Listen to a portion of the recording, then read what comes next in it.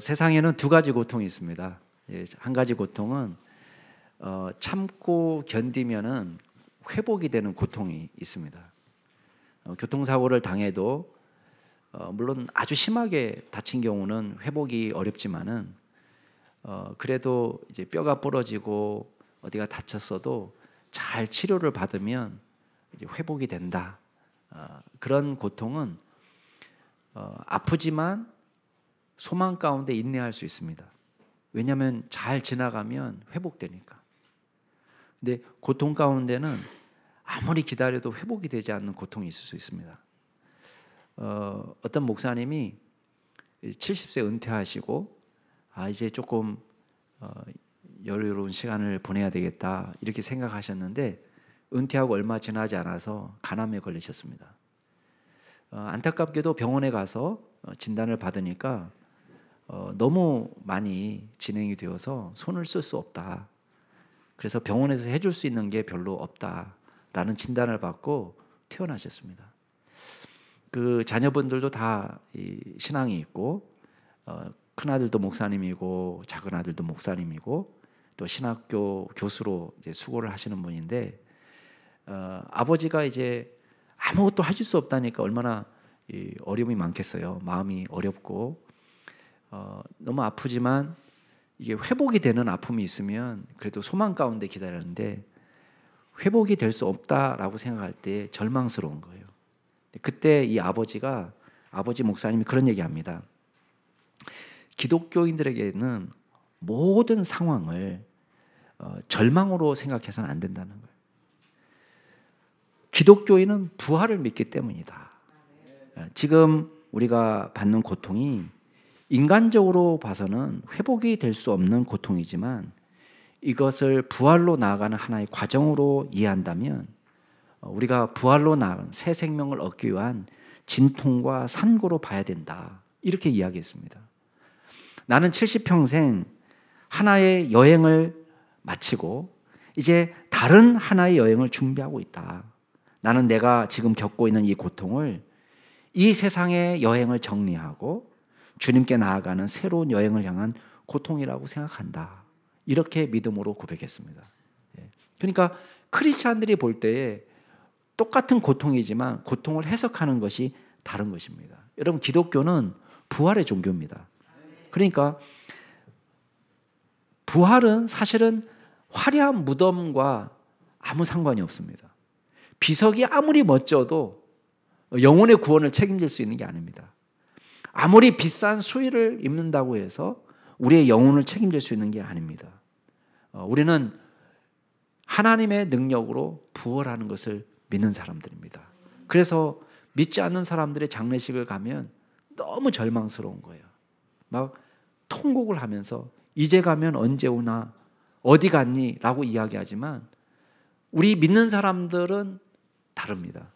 물론 사별의 아픔이 있습니다. 고통이 있고 그리움이 사무치지만 그러나 믿는 사람들의 장례식은 우리가 부활을 소망하기 때문에 우리가 영원한 이별이 아니라 잠시 우리가 이별하고 우리가 다시 만나게 될 날을 기억하면서 우리가 소망 가운데 기다리는 것입니다. 오늘 말씀을 보면은 예수님의 부활 사건이 나오는데 오늘 이야기 가운데 우리가 세 가지를 생각해 보려고 합니다. 하나는 하나님의 새 창조로서의 부활이에요. 하나님의 새 창조. 그 다음에 두 번째는 부활 신앙의 능력입니다. 그리고 세 번째는 부활 신앙을 회복하라는 것입니다. 제가 다시 한번 말씀드리면 부활은 하나님의 새 창조의 역사다. 그 다음에 부활 신앙은 능력이 있다. 세 번째는 이 부활 신앙을 회복하자는 것입니다. 자, 첫 번째 부활은 하나님의 새 창조라고 우리가 말할 수 있습니다. 왜냐? 여러분 인간에게는 부활은요 100% 불가능한 사건입니다. 그렇지만 하나님께는 100% 가능한 사건입니다.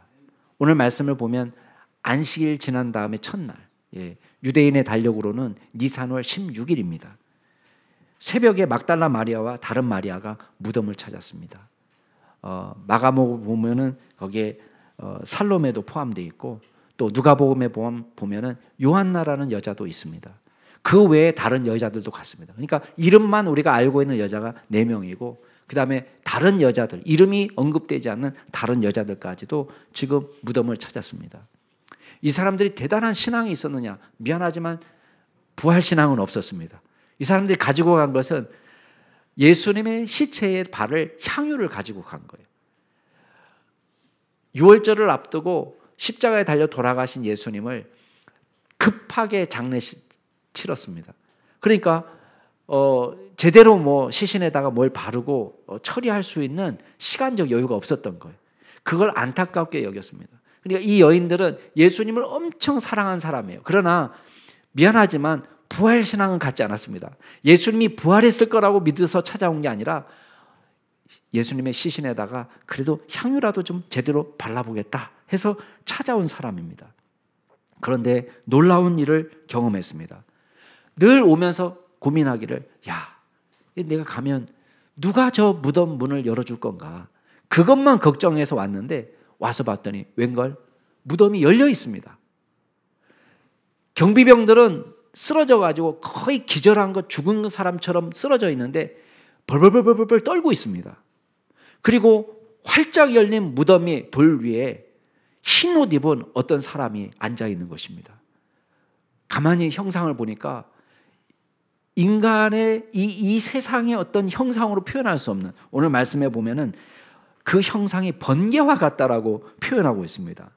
여러분, 경비병들이 그 모습에 압도되어서 벌벌벌벌 떨고 있는데 나중에 보면 알겠지만은 이 돌리에 앉아 있는 흰 옷 입은 청년의 정체는 천사들입니다. 천사가 크게 2가지 소식을 알려줍니다. 자, 5절, 6절 말씀 같이 한번 읽어보겠습니다. 시작. 천사가 여자들에게 말하여 이르되 너희는 무서워하지 말라. 십자가에 못 박히신 예수를 너희가 찾는 줄을 내가 아노라. 그가 여기 계시지 않고 그가 말씀하신 대로 살아나셨느니라. 와서 그가 누우셨던 것을 보라. 예, 첫 번째 이야기는 예수님이 부활하셨다라는 이야기입니다. 여러분, 이걸 사실은 처음 듣는 소식은 아니었습니다. 예수님이 살아계실 때도 부활하신다는 약속을 여러 번 했습니다. 제자들에게. 십자가를 이야기할 때마다 대제사장들과 장로들에게 넘겨지고 그리고 죽은 다음에 사흘 만에 부활하시겠다는 말씀을 여러 차례 하셨습니다.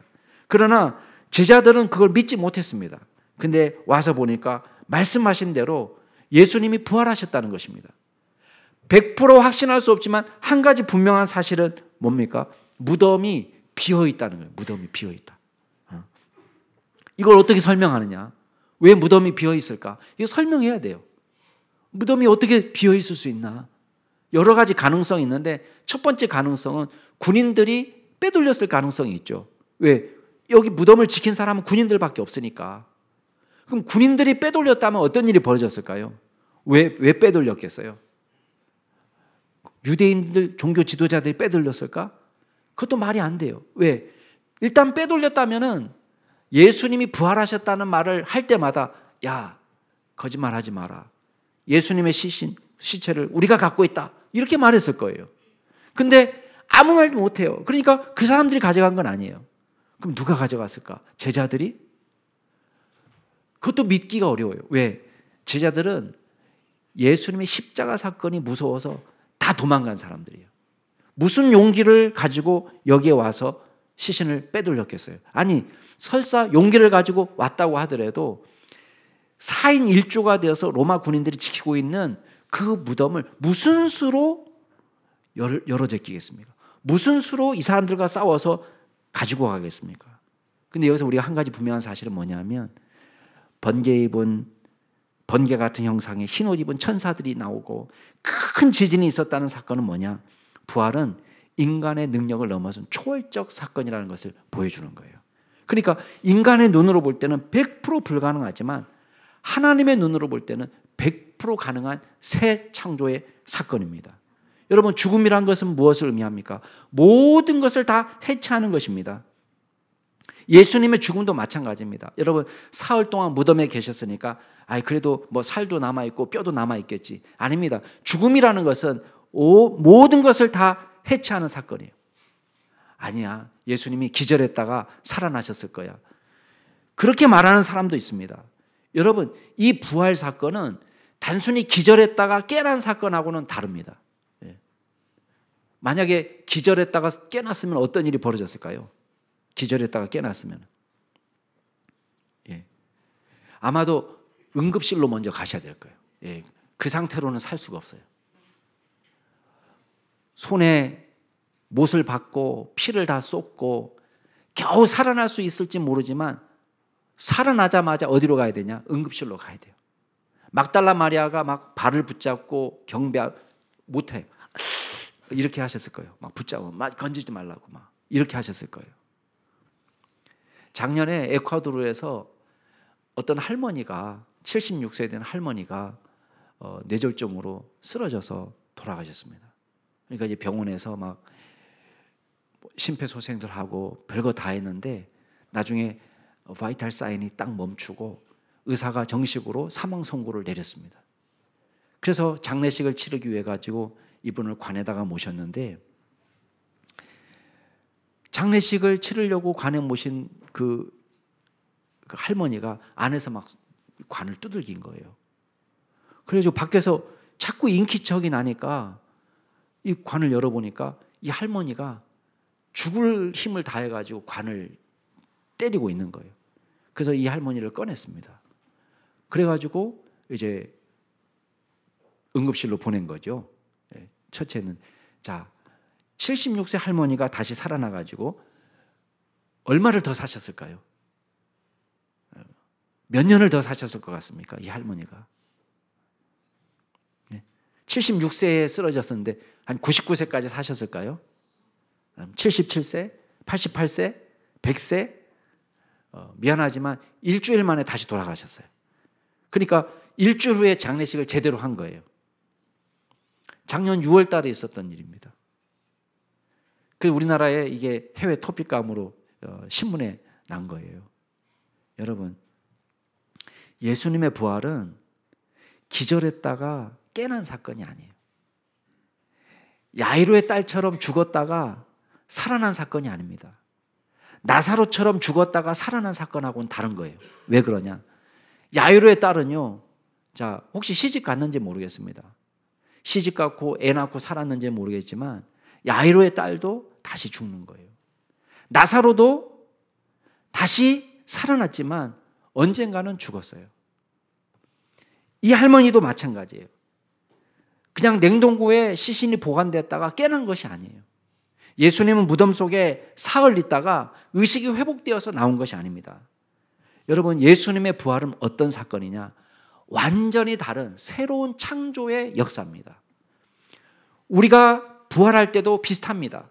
우리는 이 부패한 몸으로는, 혈과 육을 가진 몸으로는 하나님의 나라를 상속받을 길이 없습니다.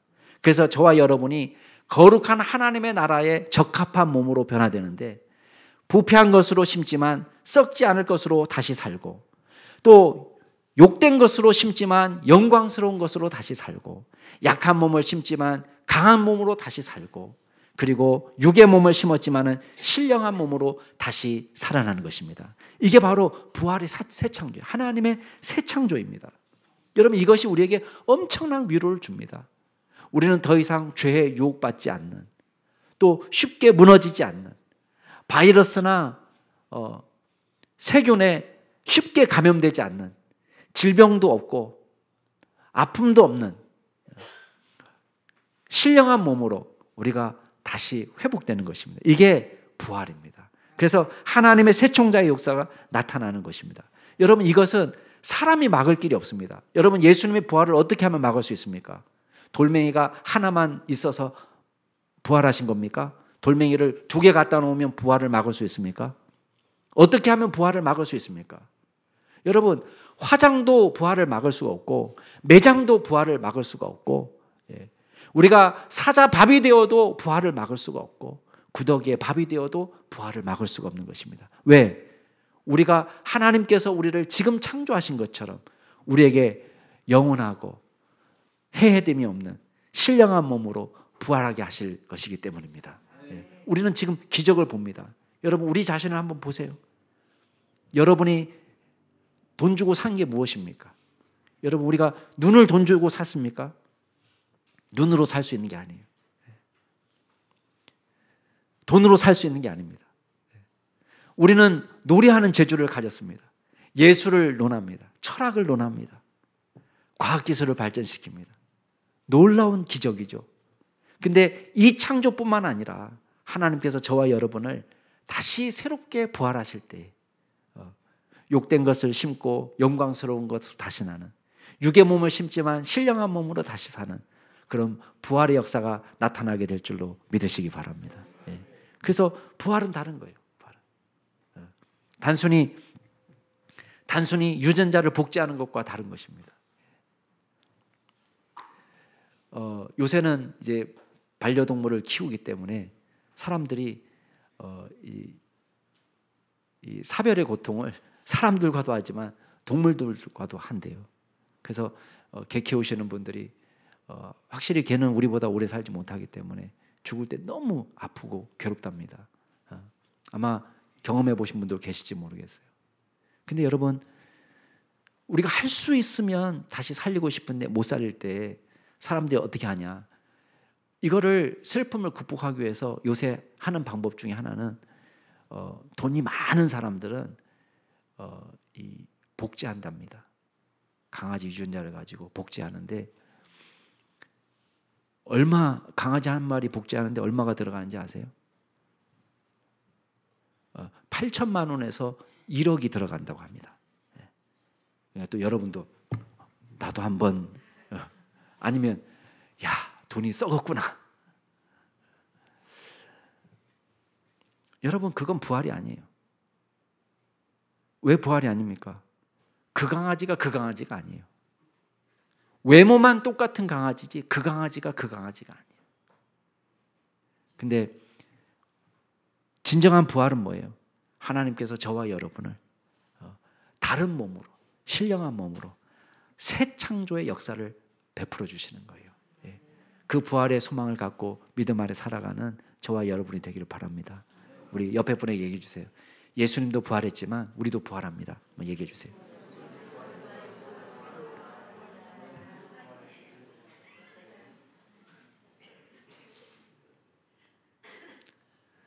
두 번째 우리가 기억할 것은 부활신앙의 능력이에요. 여러분 보세요. 부활신앙은요, 물론 나중에 우리가 부활하는 것도 중요한 축복이지만 이 세상의 삶을 달라지게 합니다. 여러분, 여인들을 한번 보세요. 천사들이 두 가지를 전해줬다고 했죠. 하나는 예수님 부활하셨다. 두 번째는 뭐냐면 빨리 이 소식을 제자들에게 알려주라는 거예요. 그랬더니 여인들이 즉각 순종합니다. 근데 8절 말씀 보세요. 여인들에게 큰 변화가 일어났습니다. 8절 같이 한번 읽어보겠습니다. 시작. 무서움과 큰 기쁨으로 빨리 무덤을 떠나. 당연히 두려움도 있겠죠. 천사들을 보고 신비한 광경을 봤는데 두려움도 있고 반신반의도 있었을 겁니다. 근데 이 여인들에게 놀라운 점은 뭐냐면 큰 기쁨이 있었다는 거예요. 자, 부활을 믿었다는 겁니까? 안 믿었다는 겁니까? 믿었어요. 자, 부활하신 예수님 지금 만났습니까? 못 만났습니까? 못 만났어요. 못 만났는데요, 부활신앙을 가졌어요. 그랬더니 예수님이 다시 이 여인들에게 나타나셔서 안부를 묻습니다. 9절 10절 같이 한번 읽어볼까요? 시작. 예수께서 그들을 만나 이르시되 평안하냐 하시거늘 여자들이 나아가 그 발을 붙잡고 경배하니 이 예수께서 이르시되 무서워하지 말라 가서 내 형제들에게 갈릴리로 가라 하라 거기서 나를 보리라 하시니라. 아멘. 이미 믿은 여인들에게 예수님께서 나타나셔서 믿음을 강화시켜 주십니다. 하나님의 사랑이죠. 믿음을 주시는 분도 하나님이시고 우리의 믿음을 강화시켜 주시는 분도 하나님이십니다. 근데 이 여인들에게 어떤 변화가 일어나냐면 처음에 와서 평안할지어다. 자, 보세요. 평안하냐 이렇게 의문문으로도 해석할 수 있지만 명령형으로도 해석할 수 있습니다. 그래서 평안할지어다. 평안해라. 이런 말이에요. 그러니까 예수 믿고 부활신앙을 가진 사람에게 생기는 첫 번째 변화는 뭐냐면 평안입니다. 절망하지 않습니다. 늘 소망 가운데 살아갑니다. 그 다음에 또 한 가지 변화는 뭐냐면 이 여자들이 예수님의 발을 붙잡고 경배합니다. 여러분, 이거는 존경하고 다른 겁니다. 부활을 신앙하니까요, 예수님을 온전히 예배하는 자리로 나아가게 되는 것입니다. 여러분, 예배하는 자의 가장 기본이 뭐냐? 예배자의 가장 기본 조건이 뭐냐면 믿음입니다. 히브리서 11장 6절에 보면 믿음이 없이는 하나님을 기쁘시게 할 수 없나니, 하나님께 나아가는 자는 반드시 그가 계신 것과 자기를 찾는 자들에게 상 주시는 이심을 믿어야 될지나, 이렇게 말씀합니다. 여러분, 이 믿음으로 예배하는 것입니다. 이 여인들이 부활 신앙을 갖게 되니까 예수님을 만나고 어떤 사람이 됩니까? 온전한 예배자가 됩니다. 그 다음에 이 여자들에게 변화가 일어났습니다. 그건 뭐냐면 예수님으로부터 사명을 받는 것입니다. 부활의 증인으로 살게 된 것입니다. 빨리 가서 제자들에게 예수께서 부활하셨다는 소식을 전해주고, 그리고 갈릴리에서 제자들을 기다리게 놓으라고 전해주라는 것입니다. 부활의 증인으로 쓰임을 받고 있습니다. 여러분, 그 당시 여성들은, 죄송합니다, 그 당시 여성들을 말합니다. 그 당시 여성들은 법정의 정식 증인이 될 수 없었습니다.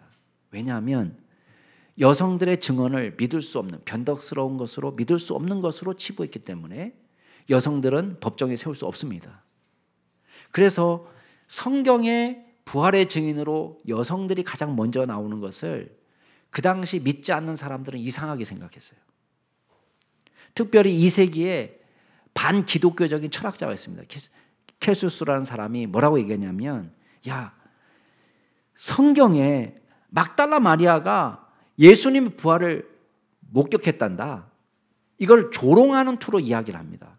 그러면서 이 막달라 마리아를 어떻게 평가하냐면 마법에 홀린 히스테리칼한 여자다, 그러니까 이 사람 말은 믿을 수가 없다라고 이야기하고 있습니다.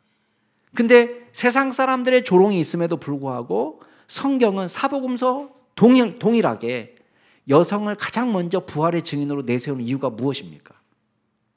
당연하죠. 간단합니다. 역사적 사실이니까.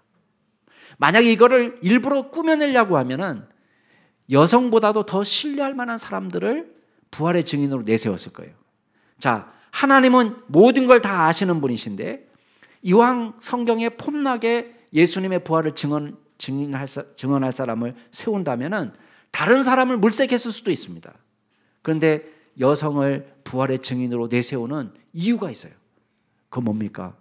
누구든지 성별의 차별도 없이, 신분의 차별도 없이, 학력의 차별도 없이, 어떤 차별도 없이 누구든지 예수 그리스도를, 부활하신 예수님을 만난 사람은 부활의 증인이 될 수 있다는 거예요. 심지어는 예수님을 배반했던 제자들까지도 다시 부활의 증인이 될 수 있다는 것을 보여주는 것입니다. 여러분, 그래서 10절 말씀에 뭐라고 되어 있습니까? 예수님은 제자들에게 무서워하지 말라, 가서 내 원수들에게 이렇게 말하지 않습니다. 내 그 나쁜 놈들에게 그렇게 말하지 않습니다. 그 미련한 놈들에게 말하지 않고 뭐라고 얘기합니까? 내 형제라고 이야기합니다. 예수님을 배반한 배신자들이라고 말하지 않고 예수님은 그 사람들도 예수님의 부활을 믿고 변화되면 부활의 증인이 될 수 있다는 것을 보여주는 것입니다. 여러분, 부활 신앙이 이렇게 파워풀한 겁니다. 마지막으로 여러분이 부활 신앙을 회복할 수 있는 믿음의 종이 되기를 바랍니다. 오늘 말씀을 보면은 부활을 믿지 못하는 사람들 투성입니다. 경비병들은 벌벌벌벌 떨다가 일어나서 되어진 일들을 다 가서 대제사장에게 보고했습니다. 여러분, 하나도 빠짐없이 다 이야기했습니다. 이 경비병들이 자기네들이 실수를 숨긴 게 아닙니다. 근데 대제사장들이 뭐합니까? 부활의 주님을 믿습니까? 아니에요. 믿지 않고 어떻게 합니까? 장로들을 데려다가 어떻게 이 문제를 처리할까를 의논하고 있습니다. 그리고 고작 생각해낸 방법이라는 게 경비병들에게 뇌물을 주면서 부탁하는 것입니다. 13절에 보면 그의 제자들이 이 밤에 와서 우리가 잘 때 그를 도둑질해서 갔다, 이렇게 말해주라는 거예요. 여러분, 이 거짓말은요 상당히 위험한 거짓말이에요. 왜? 아니, 졸다가 도둑 맞았다? 그럼 나는 죽일 놈입니다, 이 소리예요. 그 당시 법으로는 이 사람도 죽어야 돼요. 근데 대제사장이 약속합니다. 만약에 총독의 귀에 들어간다면 근심하지 않도록 우리가 다 처리해 주겠다. 이렇게 약속합니다. 여러분, 이 소문이 2세기 중반에 살았던 순교자 유스티누스도 말합니다. 이런 소문이 돌고 있다. 여러분, 믿지 않으려고 하면요, 수많은 믿을 수 있는 증거들도요 다 믿지 못하는 것으로 둔갑되는 거예요. 그러니까 가장 대표적인 건 뭐냐? 예수님의 시신을 도둑질해 갔다. 누가 왜 도둑질해 갔습니까? 합리적인 설명이 불가능해요. 도둑질해 갈 이유가 없어요. 아니, 도둑질해 가면은 그거 어떻게 보관합니까? 뭐 남아 있어야지 도둑질해 갈 의미가 있는 거 아니에요? 아니면 그곳을 성역화하기 위해서? 제자들은 성역화도 못했어요. 중요하지도 않은 거예요. 제자들한테는. 기절했다? 그것도 믿을 수 없는 일이죠. 아니, 훔쳐가려면 왜 그냥 훔쳐가지? 또 시신을 쌌던 그 천은 또 싹 벗겨가지고 싹 또 예쁘게 개어놓고 가서요. 여러분, 급하게 훔쳐가는 사람들이 무슨 정신에 그렇게 하겠습니까? 진리를 막으려는 사람들과 또 부활을 증인하는 사람들이 겹칩니다. 동시대에 존재합니다. 근데 우리가 한 가지 분명하게 아는 것이 있습니다. 그게 뭡니까? 벌벌 떨며 도망갔던 이 제자들이 죽인다고 위협하고 옥에 가두고 채찍질을 하고 모든 불이익을 줘도 죽을 때까지 부활의 증인으로 살았던 것입니다. 그리고 오늘날도 그 부활을 믿고 주님을 예비하는 사람들이 있는 것입니다. 저와 여러분이 온전한 부활신앙을 회복하고 그 부활신앙을 붙잡고 소망 가운데 살아가는 믿음의 종들이 될 수 있기를 주의 이름으로 축복합니다. 우리 사랑하는 남양충식교 성도 여러분, 오늘 우리의 문제는 다른 데 있지 않습니다. 여러분, 부활신앙을 회복하는 데 문제가 있습니다. 여러분, 부활을 믿지 않으면요, 성경의 한 구절도 이해하기가 어렵습니다. 예수님의 비유를 여러분 제대로 이해할 수 있는 줄 아세요? 부활을 믿지 않으면 예수님의 비유를 믿을 수가 없습니다. 여러분, 어떤 미친 사람이 자기의 모든 것을 다 버리고 밭을 사겠습니까? 그 이유는 딱 하나예요. 그 밭에 보화가 심겨져 있기 때문에 그 밭을 사는 것입니다. 여러분, 예수님의 부활을 믿지 않으면 우리는 제자도를 이해할 수 없습니다. 예수님께서는 말씀하십니다. 누구든지 나를 따라오려거든 자기를 부인하고 자기 십자가를 지고 나를 따를 것이니라. 누구든지 제 목숨을 구원하고자 하면 잃을 것이고 누구든지 나를 위하여 제 목숨을 잃으면 찾으리라. 여러분, 이 말씀이 이해가 됩니까? 부활을 믿지 않으면 이 말씀의 한 구절도 이해가 안 됩니다. 도대체 예수님이 누구길래 예수님의 제자가 되기 위해서 자기 목숨을 버린단 말인가? 자기를 어떻게 부인하는가? 어떤 미친 사람이 자기 십자가를 지고 쫓는가? 여러분, 예수님의 부활을 믿지 않으면 이 한 구절도 이해가 안 됩니다. 예수님의 부활을 믿지 않으면 마태복음 5장에 팔복을 이해할 수 없습니다. 아니, 심령이 가난한 사람이 왜 복이 있다는 것이야? 왜 천국이 그 사람들 것이라는 것인가? 왜 애통하는 사람이 복이 있는가? 여러분, 우리가 예수님의 부활을 믿기 때문에 그 예수님의 말씀이 이해가 되는 것입니다. 어떤 사람은 이야기합니다. 나는 천지창조도 믿고 나는 예수님의 기적도 믿는데 예수님의 부활은 도저히 믿어지지 않는다. 미안하지만 크리스찬 아닙니다. 예수님의 부활을 믿지 않으면, 우리의 부활을 믿지 않으면 한 구절도 믿을 수가 없는 것입니다. 여러분, 온 우주를 창조하셨다는 하나님을 믿는 사람이 왜 이미 있는 우리를 다시 새 창조하시는 것을 믿지 못하겠습니까? 영원하신 하나님이 우리를 영원의 삶으로 초대하는 것을 왜 믿지 못할까요? 저와 여러분이 부활신앙을 온전히 회복할 때에 우리가 능력 있는 믿음의 삶을 살 수 있으며 또한 부활의 증인으로 살게 될 줄로 믿습니다. 부활의 증인으로 주님 앞에 설 때까지 믿음으로 달려가는 저와 여러분이 될 수 있기를 주의 이름으로 축복합니다.